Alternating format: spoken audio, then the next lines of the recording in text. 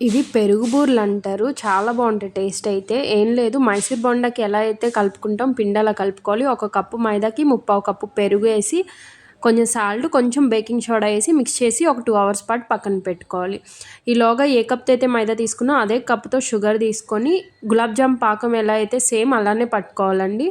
గులాబ్ జామ్ పాకంలానే కొంచెం లెమన్ రసమేస్తే పాకం గడ్డకట్టదు. పాకం కూడా బాగా వచ్చిన తర్వాత ఒక ప్యాన్‌లో ఆయిల్ ఏసి మైసూర్ బోండాకి ఎలా అయితే చిన్న చిన్నగా ఏసుకుంటామో మీ ఇష్టం. మీకు ఏ విధంగా సైజుకి కావాలంటే అలా ఏసుకొని లో ఫ్లేమ్‌లో పెట్టుకొని మాత్రమే ఫ్రై చేయాలి. ఏం ఎక్కువ రంగు రావసరం లేదు. ఫ్రై అయితే చాలు, లోపల ఉడికితే చాలు.